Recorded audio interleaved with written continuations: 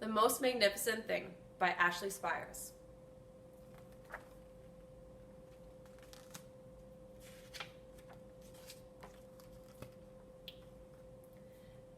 This is a regular girl and her best friend in the whole wide world. They do all kinds of things together. They race, they eat, they explore, they relax. She makes things. He unmakes things. One day, the girl has a wonderful idea. She is going to make the most magnificent thing. She knows just how it will look. She knows just how it will work.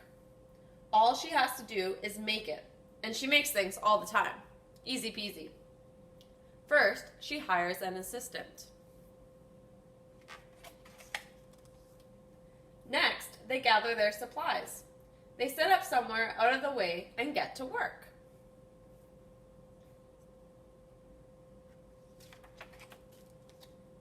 The girl tinkers and hammers and measures, while her assistant pounces and growls and chews. When she is finished, she steps back to admire her work. She walks around one side. Her assistant examines the other side. It doesn't look right. Her assistant picks it up and gives it a shake. It doesn't feel right either. They are shocked to discover that the thing isn't magnificent or good. It isn't even sort of okay. It is all wrong. The girl tosses it aside and gives it another go. She smooths and wrenches and fiddles. Her assistant circles and tugs and wags. When she is finished, she stands up and takes a long look at it. Her assistant gives it a nudge with his paw. The thing is still wrong. She decides to try again. The girl saws and glues and adjusts. She stands and examines and stares. She twists and tweaks and fastens. She fixes and straightens and studies. She tries all different ways to make it better. She makes it square. She makes it round. She gives it legs. She adds antenna. She makes it fuzzy. She makes it long, short, rough, smooth, small. One even smells of stinky cheese, but none of them are magnificent.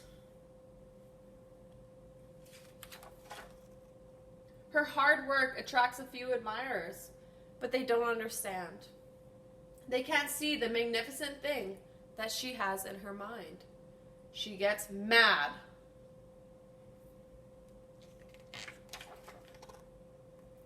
The angrier she gets, the faster she works. She smashes pieces into shapes. She jams parts together. She pummels the little bits in.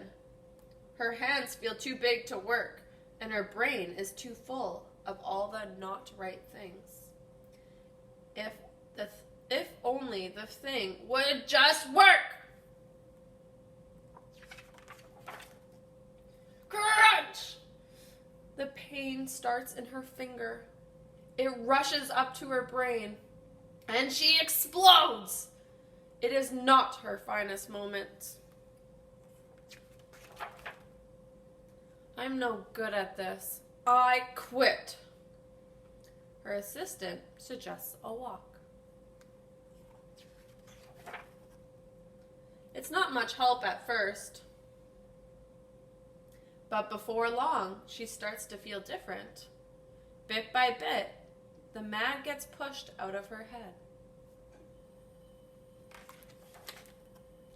As they stroll along, she comes across the first wrong thing she made. The bad feelings are about to start all over again. Then she notices something surprising.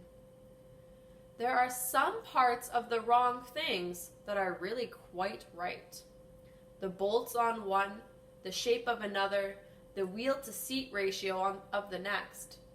There are all sorts of parts that she likes. By the time she reaches the end of the trail, she finally knows how to make the thing magnificent. She gets to work. She works carefully and slowly, tinkering, hammering, twisting, fiddling, gluing, painting. Her assistant makes sure there are no distractions. This is the perfect thing to ward off bears. This will stop that leak. This one's all wet. The afternoon fades into evening. Finally, she finishes. She alerts her assistant. The pair take a good long look. It leans a little to the left, and it's a little bit heavier than expected. The color could use a bit of work too, but it's just what she wanted. They climb aboard and take it for a spin. They are not disappointed. It really is the most magnificent